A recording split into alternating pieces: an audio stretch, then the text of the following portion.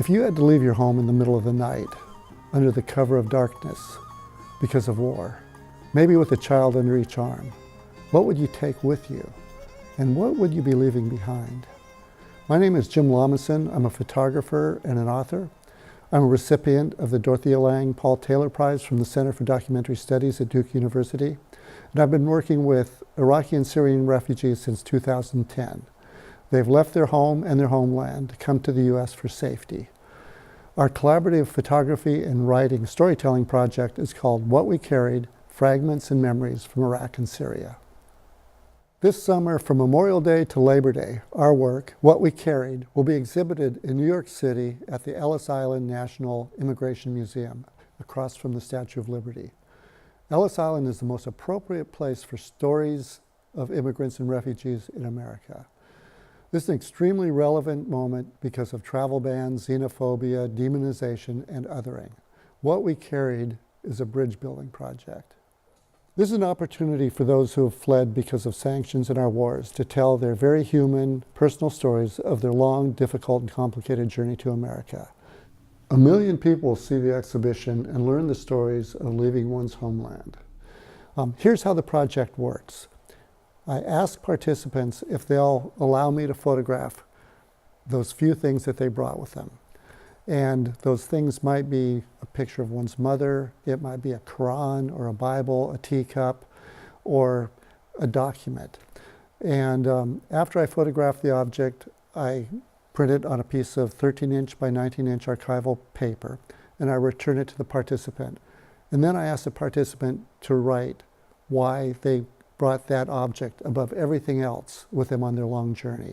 Sometimes those journeys can last 5 years and go through refugee camps in multiple countries.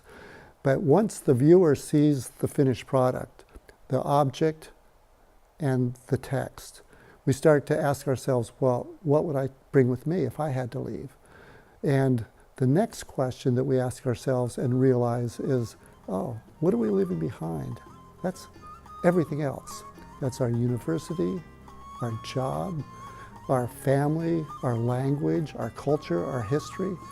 And then we come to a country where we don't speak the language and we have to start over, and we might be seen as other.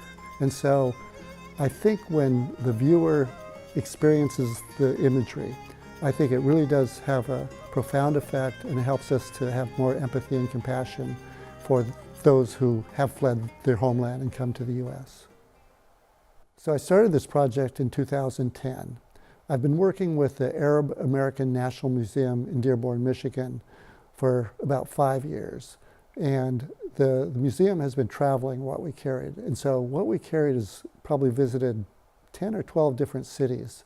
And when I go to those cities, I work with the local Iraqi and Syrian refugee community, and we create new work. And then we add those new pieces to the show.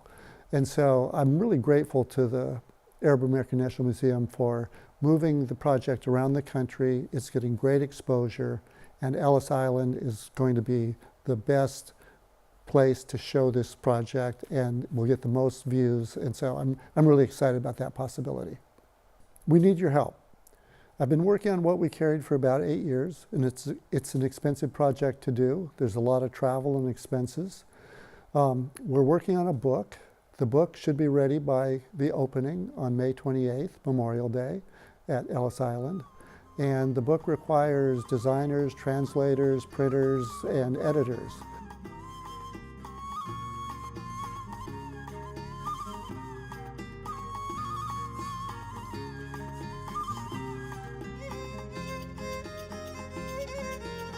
Right now I'm at Ellis Island. I'm meeting with the exhibition staff to figure out what we need to figure out for the exhibition that'll happen next summer, Memorial Day through Labor Day, May 28th through September 3rd.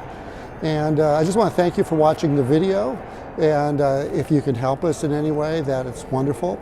I think this project is very timely and important, and the stories need to be heard.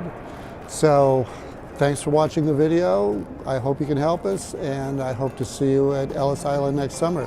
Thanks a lot.